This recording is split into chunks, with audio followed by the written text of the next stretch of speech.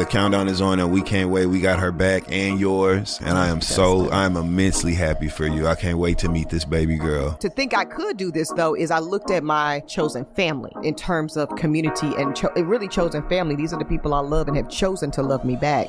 Not because they're blood, not because they have to, because they choose to. If I could share just a little bit of that with this sweet little person, but if she act up, you already know I'm not the one. You a softie. I'm gonna be on her side. She ain't do it. I don't give a damn if I saw her do it. She didn't do it, and she is right. That's you know what side I'm be on when it comes to this baby girl.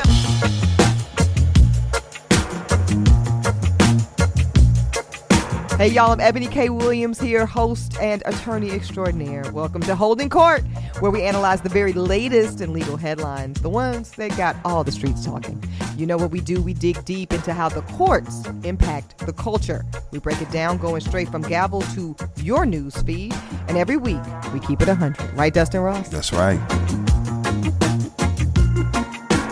Dustin, my love, I've been running to the studio because we have both had some very action-packed. We have. You more so than anybody I know. Well, we'll see about that. Okay. Because it is Pride Month. Thus far. Okay. Right, and then we're going to get to shave in a few and that's weeks. It, because it's coming. Per Dustin Ross. It's coming down. No, but it's been good. It's been good. So starting with, of course, thank you for coming to my lovely little baby shower. Thank you for having it. My little kickback. Thank you for having a baby.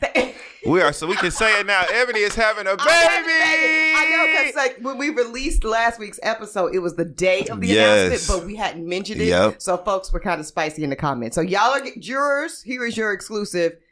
Auntie E's having a baby. Yes, you are. And we are so excited. It's crazy. The secret is out. We can talk about it now. We can share our excitement. People can stop their little shade in the comments like, what's she hiding behind that laptop? A baby. Mind you, you've been sitting, which those comments were hilarious to me because you have not changed the way that you sit. No, not at all. Nothing is different. This what we call catty corner. Yeah, catty corner.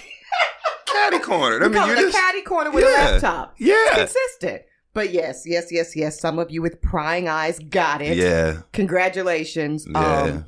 Yeah. I'm having a baby. I'm having a baby relatively soon. You are. You're far along in this pregnancy. Yeah, 8 weeks, and we will have a new little juror. And I cannot wait. We got to get her. We got to get the baby a gavel. I was just a baby gavel and a baby onesie. Yep. Order in the court. Yep. How about it? So thank you for coming to that. That was a lovely time. But I want to talk about these Native Son Awards. I just got to get to it. First of all, glorious, beautiful. Everybody who was anybody in the space was there. It was so lovely to see. Shout out to all of my friends, of course. My favorite, Mr. Dustin Ross, but Dr. David Johns, Roy Cooper, Eugene Scott, dear friend of mine, journalist extraordinaire. Was Davon there? Was Davon Johnson Davon there? was not there, but there was tons of power. I think he was on his way to France. Yeah. Just power and service. Yes. Is what I saw in the room. It was a beautiful room, Eboni. It felt so good to be in that room. Yeah. This was, I think, how many years is fifth your or fifth year? sixth? And I think the whole thing has only been going for 7 years. So just what Emil has built in that time span is remarkable. From the ground up. There were write-ups in the Hollywood Reporter. Well, honey, when you honor La Roche and Chris Chambers. And there was someone else honored. I'm going to look right quick. Yeah, it was an amazing list of honorees and presenters as well. Absolutely. Native Son was incredible. Jeremy Pope. It was on the tip of my tongue. Yeah, incredible Boykin, talent. I mean, just yes. You said Chris Chambers. Yes. Yeah. Just great. Great room. Jones, amazing. And it just beyond, the pomp and the circumstance, because they gave both, by the way. It both absolutely pomp did. And circumstance. Yeah. It also just looked like a good damn time. It was. We were drunk. Yeah. We had so much fun, Eboni. That's the best fun. The bar was open and there were great conversations being had, rather, that it just was a monumental event. And I look forward to that every single year. It's refreshing. Yeah. And it reinvigorates you to be in a room of gay brothers, black gay brothers who are really taking the charge and leading it when it comes to their respective fields. So, and I'm glad you said gay black brothers, because I had some people, people just talk so much these days. Some might say too much. But, well, where are the lesbians? And it's pride and da-da-da. Listen, shout out to the lesbians first and foremost, because we will obviously advocate for full inclusion of the culture and the community. And also, right, you know, as a non-member of the community, I think it's really important to have a space that is for Black gay men. Because that's important. Can you just speak to that? It's very important. It's also, it doesn't exclude anyone. Correct. It just creates the space and the room for that specific group of people. And the centering for that particular part of the community. And I think that has significant value. Which is great. We uplift our lesbian and trans sisters and bisexual, everybody. Absolutely. You know, there was a healthy representation of the gay experience. There were some non-binary people there. Yes. It was just a great time, and it's going to continue to be. So shout out to the lesbians. Shout out to the lesbians. Shout out to everybody. Shout out to Ricky Day. Yes. Shout out to Ricky Day. Love Ricky Day, and he's so y'all. This is not me being shady. This is Ricky talking about the old gays. Ricky talking about the old gays and the new gays. Yeah, and the new gays, of course, being your generation. So I also like the intergenerational component. Absolutely. Of just the vibe. It's aspirational. Well, when you've been told that you ain't shit for so many years, it feels good to be in a room that is literally for you and celebrating you and celebrating excellence, because there is a lot of that, you know. I mean, it just is what it is. And shout out to Native Son. Shout out to Native Son. Also, shout out to, I spent my Wednesday of last week. It wasn't the weekend, but it was my long lead. Yes. Shout out to a long lead to the weekend. And I spent it with my swords of the Pi Kappa Omega chapter of Alpha Kappa Alpha Sorority Incorporated. Yes. And a distinguished debonair, if we could use that word, because that's a classic word, entrepreneur, a Black man by the name of Chris Collins. Okay. Chris Collins has a fragrance, an international fragrance line called The World of Chris Collins. It's got 14 fragrances. And beyond that, Chris is just a vibe. Ladies and gentlemen and non-binary friends, go ahead and Google him as we speak. Yeah. You'll thank, and you're welcome. Yeah. You're welcome. Yep. Chris was the face of Ralph Lauren. Wow. Kind of post Tyson. You know, there was the new kid on the block, and it was Chris. Yeah. And what a sight! Love to see it. Yeah. Literally, what a sight to behold. Love to see it. Okay. And beyond that, he really, really, really, really is good people. He's our neighbor. He lives right down the street from us in Harlem. He owns a stunning brownstone, and he invited my chapter sorors and I to come in for an olfactory experience. Wow. Okay. We're able to go through the notes of the fragrances. We're able to hear Chris's story. I did a fireside chat with him about what it's like being a businessman in such a white space. Yeah. Such a really like European white space. And he dropped many gems on us. So shout out to Chris Collins. Also, Sora showed up and spent that cash. Okay. You know they did. Y'all don't play. Listen, when the AKAs say it's time to just do Black Dollar Days or HBCU fundraising, it's a million like this. The pocketbooks open up. Quick. They actually fall open. Yeah. And I love to see that too. Yeah. So that's good. And we really were happy to support Chris. Because first of all, the fragrance is fabulous. Yeah. That's the other thing. Shout out to him. Indeed. Looking and smelling. Right. Good. Let me move on to the next subject before I get sidetracked, as the old folks say. Okay.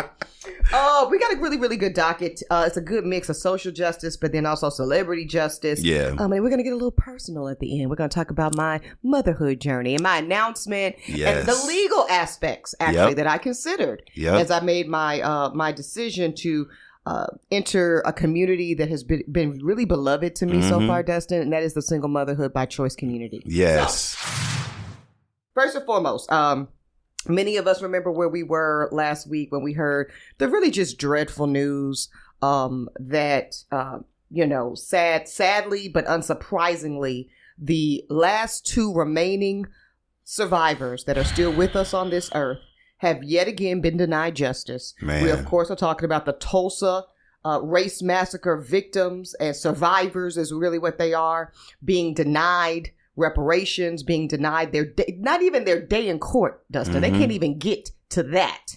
Why? Because first it was a judge in Tulsa, Oklahoma, and now the Oklahoma Supreme Court has affirmed that ruling 8-1 that Mother Fletcher, who is remaining, who actually turned, I think, 110.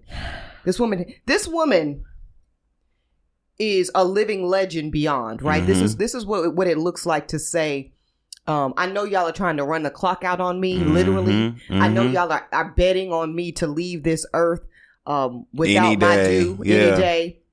But I'm still standing and I'm still here. So big shout out to Mother Fletcher, who turned, I believe, 110 just recently here. And also another still alive remaining survivor, and that is Miss Leslie Randall. Miss Randall is also still with us. These survivors, y'all, are in their hundreds. Yeah. We know how rare it is for somebody to live to be 100 years old. Right.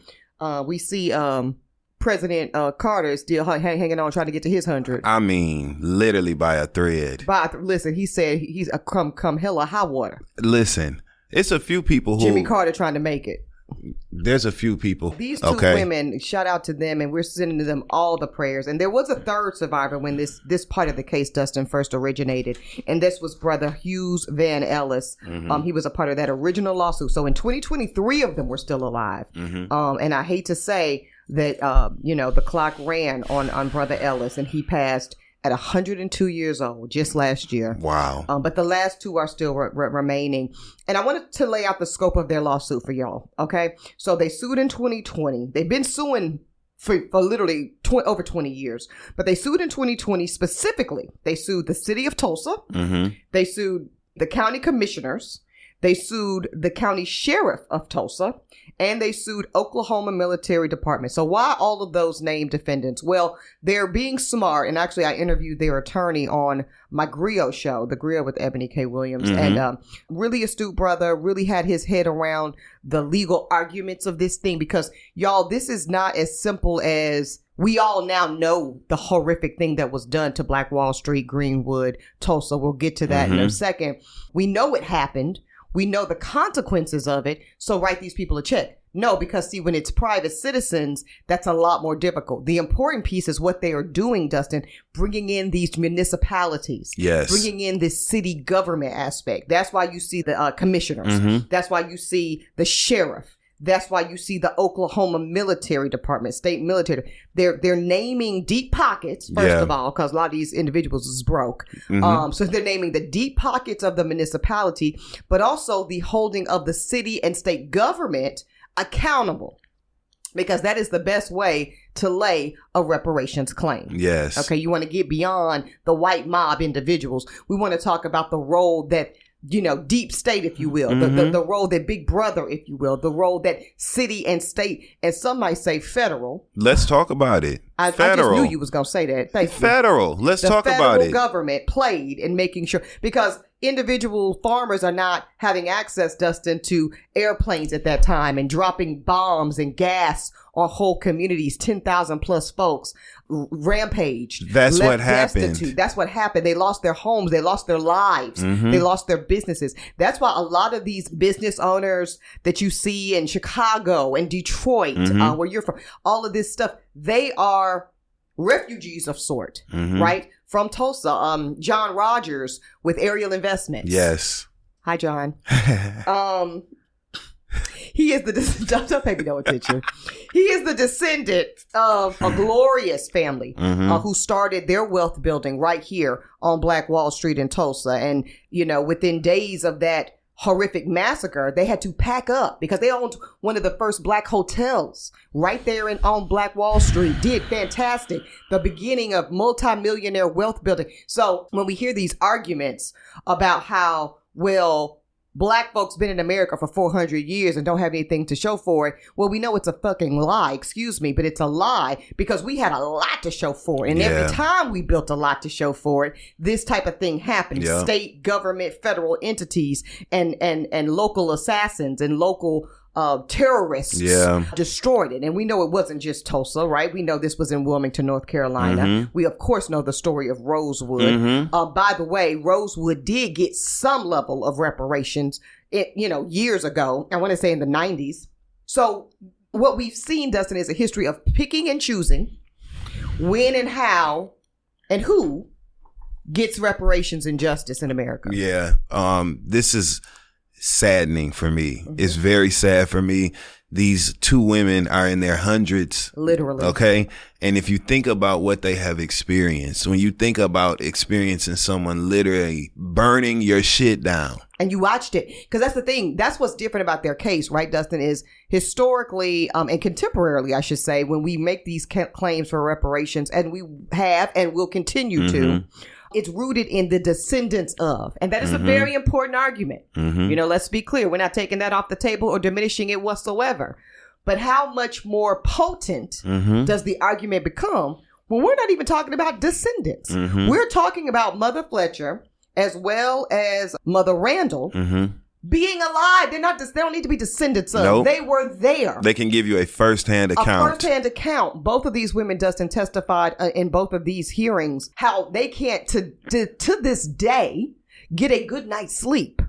Because when they close their eyes, they see the fire coming through their windows. They see their parents scrambling, running, screaming, trying to get away and hide from the terrorism.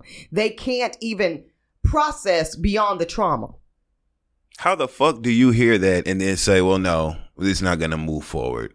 Well, it's a great question. Let's talk about that, because I'm of two minds. I think two things are going on. Number one, I think that this is Oklahoma City and state protecting their coffers by any means necessary. So they don't want to pay. And they not only don't want to pay these two women, they don't want to pay the descendants of these victims, but also they know if they concede, I'll use that term, right? If they admit any responsibility here, Dustin, any wrongdoing here, that will open the floodgates to what potentially could be hundreds of thousands, or certainly 20s of thousands of descendants from this same massacre. So they are working to protect. This is greed at its finest, right? Yeah. They're working to protect those coffers. But I think a second issue is at play too.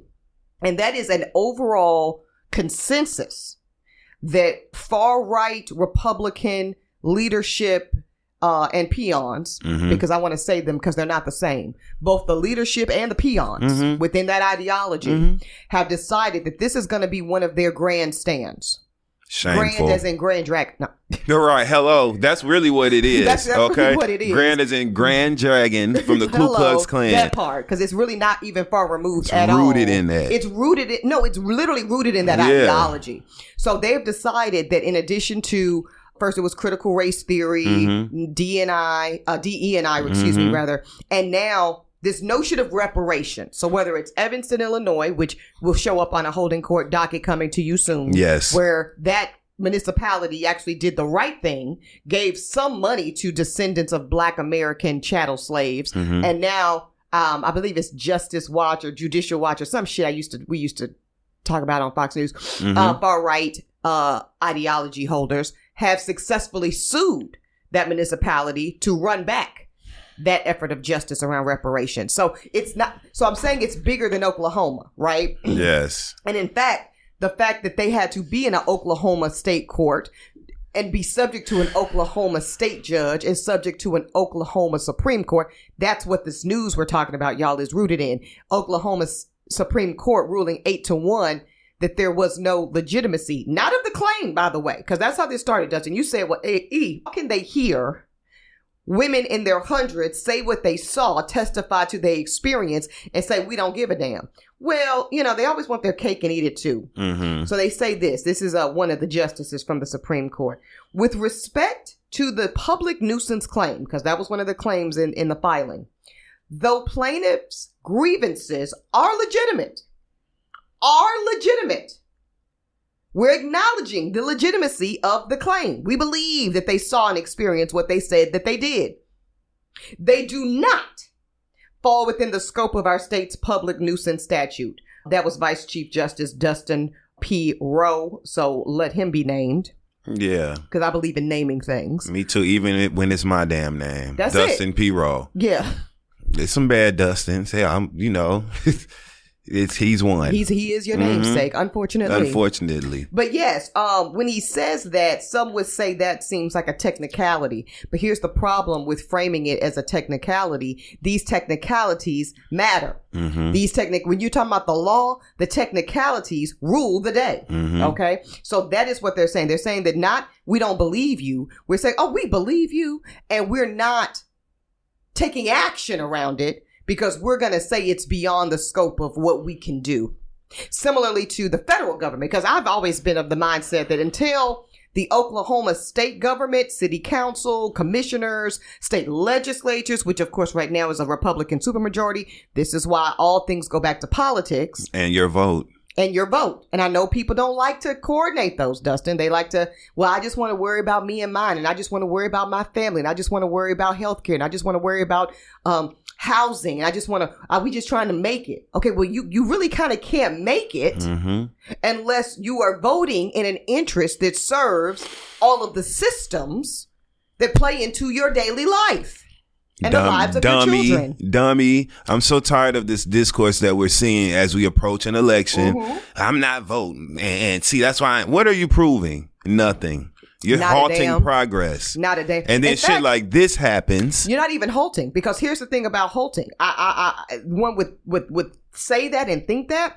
Just know it's just like, well, I'm not spending money, so I'm saying, no, you're losing money. Right. Because see, this is physics. Yeah. There's never a stagnation. There's always movement. So if you're not voting and you tell yourself, well, no harm, no foul, I'm not making, no. You, cause the train is moving out the station come November 5th with or without your black ass. Let me make it very plain to you. And if you are not advancing with your vote, you're not stagnant. You are regressing. Absolutely. Actively. In a form of regression. See, why'd you be making me mad? People say I was yelling last episode. They had to turn down the volume. Well, turn your volume down because we're passionate about important shit. You know what I mean? It is. It gets me high on my horse. So that's what's going on there. So I think it's two things. This is Oklahoma being local in its fiscal interest and defiant in that nasty kind of way. But it is also a broader... you better believe that the Oklahoma State Court, the Oklahoma leaders and all that, Dustin, they're getting an earful from the Republican and far right, and they call themselves conservatives now, but I can't tell you conservative because I can't tell that there's any limited government or limited spending. No. You've just become boldly, loudly, and unapologetically the party of whiteness and white supremacy. That's really what we're saying now. I'm going to say it anyway if other folks don't want to. It's what we're seeing. That's if you see something, say something. What Bob would say, I can't believe what you say because I see what you do. I cannot believe what you say because I see what you do. Yeah. So I'm just seeing what you're doing and I'm naming it accordingly. So they're hearing from all those higher ups, Dustin, from DC to all Texas, Florida. All eyes are on you, Oklahoma. What you gonna do? Yeah. We need you to stand on this. And we know you're gonna look heartless and you're gonna look mean because the little old ladies is trying to fight for their justice. But we need you to hold the line on this one. Because if you concede even a little bit into, what's the word they use? The legitimacy of their arguments. And you give them even a penny for their horrific generational suffering and firsthand terror, then we will all have to concede some level of responsibility and we will not do it. Shameful. I think so with these ladies being in the age that they are, somebody needs to, what did they say? We need Andy and a camera. We need a camera. We need a voice recorder. Someone needs to sit down and archive these women's stories.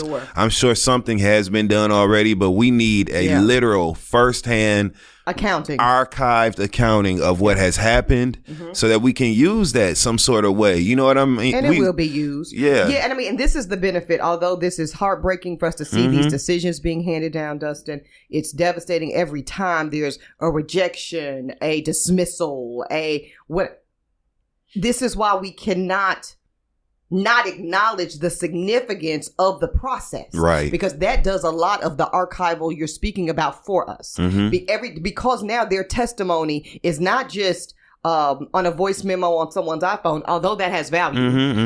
It is not, because that has been used successfully in court, by the way. But it's not just that. Now we have sworn testimony in cases that maybe they didn't see the light of justice that they should have, but they will be forever preserved for the exact purposes that you were speaking to.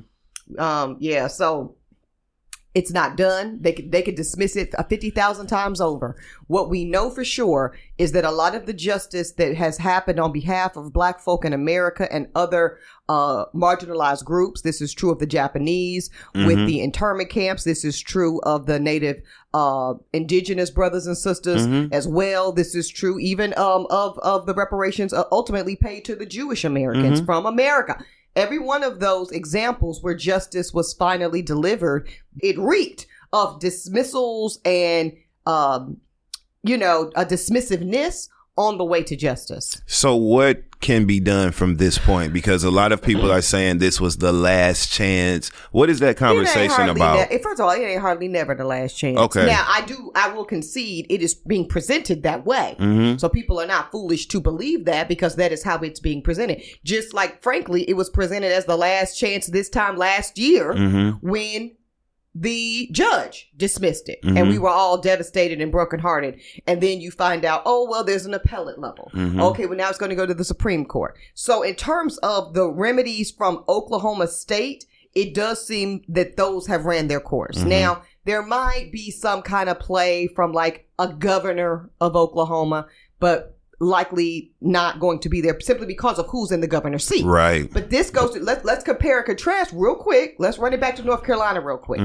Right now, the governor of North Carolina is Roy Cooper. Shout out to him. He's a Democrat. He's controlling a very super majority Republican state because when you look at North Carolina's legislature, it is a hot damn mess. Now, Roy Cooper, Democrat governor, and not just because he's Democrat, because some of them ain't shit either. Yeah. Let's be clear. But what Roy has what he's been able to do just last week, he vetoed something that came across his desk that was voted on and approved by his state legislature, which would have been a law that says that even more juveniles, even more people 16 and 17 years old, if convicted of a crime, will be tried as adults. And Roy Cooper, as the governor, the chief executive of the state, said not on my watch. Yeah. Veto. I'm just using that as an example, y'all, of how important each position. So it's not just vote. Yes, vote. Vote in what capacity, what office, and what the scope of the power of that office is. This is very important. So, like, let's say Oklahoma had a Roy Cooper. It just may have been possible for there to be some type of executive action on this matter. This is why it matters, you guys. This is why it matters. This is why it matters. God bless those women. Yes, God bless everyone connected to that. God bless them. Shout out to Demario Solomon Simmons. He is one of the lead attorneys for those great ladies, Mother Fletcher and Mother Randall. And he's doing important work. And I know there's no way this man can't feel defeated. But he does know enough to know that what he is doing is sadly preliminarily enough to continue the quest for justice in this case. Yeah. So shout out to you, Demario. We see you, especially those of us in the legal community. We understand how you are navigating the most impossible terrain, and we salute you. Yes, we do. Salute you. Okay. Well, now for our last little piece of the docket, a little personal note. I smile every time you start talking about it. I know, you're so cute. So yes, y'all know Auntie E's having a baby. It's crazy. Yes. So crazy. So, yes. Lots going on there. I'm sure many of you were so beautiful and supportive when I announced via My People magazine spread and the exclusive release of the maternity photos. And and most of it's been absolutely lovely. And that's the only part that I care about or am attentive to. I do want to, and I think this is a good opportunity, though, Dee, to talk about my choice to be a single mother by choice. Yep. And that people did, I think, 2 or 3 different articles about the journey so far. Yes. Stay tuned. How about that? Because there's actually more to come. Okay. Wink, wink. Wink. But in it, we and shout out to Dave Quinn, who wrote the piece brilliantly on behalf of People magazine. And Dave really got into, because he was asking me questions about well, there were many options for a woman in your position to become pregnant and enter motherhood. You chose a very specific option, which is single motherhood by choice, which tends to include, and I want to be clear, when you're a single mom by choice, there is a genetic piece of material you got to have a baby. We're talking about sperm, okay? Now, we can go about procuring sperm in a few different ways. Look, yes, you can. Yo ass. Okay. So, historically, this has been done the way that I chose to do it, which is going to what we now call a cryobank, what we used to call the sperm bank. Yeah. Okay, hello. Yeah. And that was my choice. And I'm going to get into why that was my choice in a minute. Now, there are actually two other options. One is what folks like to call the old-fashioned way. So this is where you actually have direct sexual contact, intercourse with a man, or someone with sperm, we should say, and you eventually become pregnant. That's the old-fashioned way. Like, you do the deed, as the old folks say. Yeah. Then there's kind of a more relatively modern way, and this is what we call, Dustin, a known donor in the community. This is something that says an individual man or a person with sperm. I'm saying it that way, y'all, because I have to make space for people that might be non-binary in their identity. Absolutely. Or might even be trans in their identity, but they still have sperm. Absolutely. And this happens, okay? These individuals offer up a sampling, okay? So there is never sex, there's never contact between the the aspirational mother, we'll call her, and the sperm donor. They never have any physical contact. This person offers up a specimen, okay, in a cup or something like that, and then you do IUI, or some version of insemination. Some people call it a turkey baster approach. But the difference is there, who you're getting the sperm from. This is likely a friend or some type of family associate, somebody that you have a relationship of some sort with, and you have identified this man or sperm holder as someone who has the qualities that you would like genetically to pass on with your child. And this is becoming more and more common, Dustin. Yeah. Because, there are women or intended mothers who are not comfortable with the kind of anonymity of a sperm bank. Although, as I'm about to tell y'all, we know a lot about these anonymous donors these days. It's not the $5 and a medium pizza read from Phaedra Parks on Atlanta Housewives. Those, I don't know when those days were, but those days are certainly not here today.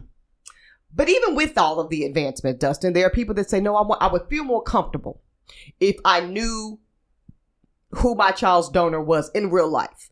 And then that person gives me this sampling. And the legal of that is that there are known sperm donor contractual agreements. Yes. Okay. And when people do that, they do. Everybody hires their fertility lawyer. There are lawyers, y'all, that specialize in this practice, just like there's surrogacy lawyers. And this is a whole practice of law. And God bless. But just like just anything in the family law space, I want to zoom out for a second, y'all. And I want to tell y'all something that I've said on this show many times, but I need you to just process this with me. When you're talking about family law, there is not really any statutes around it. There's only one law, the best interest of the child. And that is germane to what I'm about to break down to y'all. So let's go back to, I want to use a known donor. So we're going to execute this agreement, Dustin. And it's going to say, just for lack of a better example, and probably because the jurors will get a kick out of it, we're going to make it you. Fine. Let's do it. Let's do it. So I say, Dustin, I know you fine as hell. You're smart. You're funny. You have a good health profile. I know you come from a beautiful family. I want you to be my donor. And you say, okay, E, let's do it. So I say, you're going to hear from my lawyer. You say, good, because you're going to hear from mine. Right. Okay. Okay. And my lawyer drafts an agreement. And my lawyer says, Dustin Ross is going to avail a specimen of his sperm to create said child. Child will be of sole custody of Miss Williams. Child will be of sole financial obligation of Miss Williams. Child will be all things Miss Williams. And known donor, Mr. Ross, is only responsible for his donation of his specimen. And that's it. That's all. He never has to worry about financial obligations. He will never have any custody of said child. He will not have any visitation of said child. This is just a love offering of the highest form. By the way, all the contracts don't look like that. Some of them piecemeal those different terms out. Maybe there is an element of visitation. Maybe there is an element. Whatever you design. Whatever you design. Mm-hmm. Thank you. You sign, I sign, notarize, file stamp. We have a legally binding document. Boom. We should be safe, right? Mm-hmm. Well, let me tell y'all about a man named Ari Nagel. Uh-oh. He has a nickname called the Sperminator. Some of y'all know of this man. You've seen documentaries. He's been in Dateline. This was the guy that had the 130 kids or something? This is Ari. Okay, yeah. Yes. So he's fathered, at this point, over 130. Mm-hmm. Probably at this point, about 150. Mm-hmm. And Ari is bankrupt right now. No, he is. A deadbeat. He's bankrupt. He don't have no money. He was a math professor, very, very smart man, and he thought it was his worldly duty to volunteer himself as the preeminent known sperm donor. Women were finding him on Facebook. That's how a lot of these known donor relationships start. Okay. So they go on Facebook like, hey, I'm a single mom. I want to have a baby. I don't want to go the sperm bank route because it just feels a little impersonal. Are there any donors available that are willing to be known and whatever? And Ari's the first motherfucker to put his hand up. Mm-hmm. Across the world, he's been doing this since 2016, y'all, and is still doing it to this day. And Ari will come to your house. Dead ass. Okay? Y'all watch the documentaries. Ari will leave his specimen sample in your bathroom. The women go in right after him. They insert the sample, and many times these women become pregnant. Mm-hmm. He has done some women, child. So he has offered some women multiple samples. So there are women that have multiple Ari children, and this is a real thing.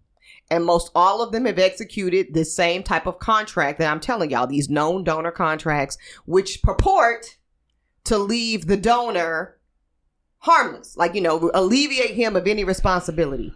Except for the fact that many of the women, at least by my count, at the beginning, it was like 7 out of 21 women had sued him. Now it's much, much more. It's more like 25 women out of 100 and whatever have come back and I guess changed their minds or thought differently. And they have sued Ari Nagel for child support. Some are asking him he needs to come demand visits. Well, I know what I said, but I think my child deserves a father and you need to come visit. And I see you visiting some of the other kids, and it's just become a shit show. A mess.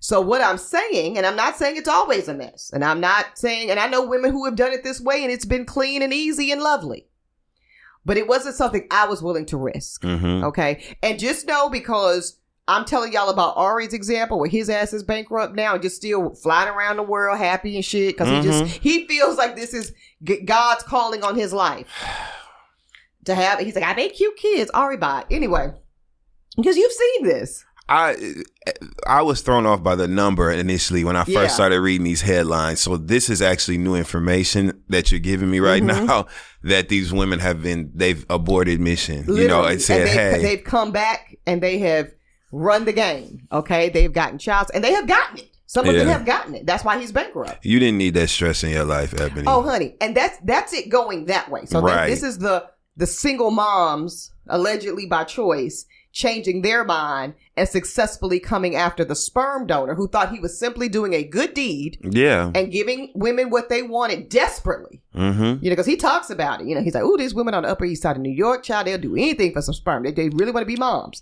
And they tell you anything. They say they're fine with this, that, and nothing from you. And then you get served with those papers. And then the court is saying, because what did I say? The only law in family law is? The best interest of the child. And you have some judges, specifically in some states, specifically in your Bible Belt communities, specifically sometimes in just certain kind of ideological territories, we'll say, right? Mm-hmm. They feel that it is unconscionable to have a court decide that a father shall be kind of completely disengaged from the child's life. So they will, even though you have a contract, Dustin, even though you have an executed legal document, they will disregard that document in the same way that they will disregard a prenup. In the same way they will disregard a post-nup. Right. So y'all listen. This is what Auntie E telling y'all. I'm not saying that these documents aren't important. I'm not saying, because someone could hear this, Dustin, right, and say, well, damn, if E is saying a prenup, a post-nup, a fertility agreement can all be tossed, why bother getting one? Right. I'm not, listen, y'all, slow down and listen. The documents being executed is still important. Why? Because it gives you a premise for when you start this legal battle, you can say, Your Honor, here was where we started. Mm-hmm. There was at one time an agreed upon executed document that stated this is the presumption in which the court should start. So it gives you a good positioning. It gives you legs to stand on. It gives you literal legs to stand on, Dustin. It gives you the best place, best position to start this battle with. Yep. But just know that these things are ultimately decided by judges, and judges are what? People. Mm-hmm. And they have their own lens, and they have their own experiences, and they have their own set of values. And based on that, on any given day, so let's go back to me and you and our lovely example. I could say this, say this, say this, say this, say this. Dustin says this, says this. Now, we know you going to keep it player, and you going to stand on your word. But let's say it was Davon. Mm-hmm. Shout out to Davon. That was for you, Davon. Okay. Davon. He's going too far out when he hears that. Yeah. Die when he hears this. Mm-hmm. Who changes their mind? Who when the little baby comes and she's so cute and she's so sweet, and let's just play out some facts. Maybe this said person doesn't go on to have any more of their own children. The only living, it's like and Eddie Murphy Raw with Boom Shishi sitting around and and got left. And, I don't know what I'm gonna do, girl. He left me to die. What am I doing? I know. I'm gonna take half. Eddie, half. Okay. What am I gonna do? I have no legacy. I'm 57 years old, and I just have all these goals and dreams I wanted to pass on. I had a baby with Eboni K. Williams back in 2024. Half. Yeah. So to speak. And now this gentleman could come for custody. In the right scenario, this gentleman could come for custody and child support from me. And that's not a game. That's real. And a judge somewhere could feel that it is in the best interest of said child to have Daddy Davon in the child's life. And that's not a far-fetched argument. It's not the one that I'm pursuing, but it could be argued. And then therefore, Miss Williams has provided the child with a particular lifestyle and this and that in private school. And well, Mr. Davon shouldn't be punished because he doesn't have, and shout out to Davon that has deep pockets. So, these are play examples. Mm-hmm. But Mr. Anonymous, who might not, Miss Williams also, in addition to letting your child go with this man 50% of the time, go ahead and break him off $7,000-$8,000 a month. See, just to make sure. At that point in time in my career, matter of fact, go ahead and make it 20. See, make sure that everything that she experiences in your household, she gets to experience in his household, and that's how it could go. All because someone else is involved. That's all I'm saying. So because that scenario is real, we have real life examples. I also, to that point, with Ari, who has over 130 children that we know about, probably more now, you can't, as the mother, dictate how many samples he gives the world. Mm-hmm. I can say, and by the way, don't be giving your sperm to no more than 7 other women. But who am I? Right. Versus when you go the cryobank sperm bank route, they are instituting what those normalities look like. They have their own ethical obligations. So that, like in my case, my donor and any donor for California Cryobank, shout out to California Cryobank, we do have live reads on this show. And so y'all are more than welcome to reach out to the pod. Okay. Because we stand on what? Business. Hello. Okay. Because we talk about this child support. But all things serious, they have an ethical obligation so that any donor that they accept, and it's a rigorous process to be accepted as a donor by these, top cryobanks. Part of it is they literally will not sell more samples than could predictably create 12 children.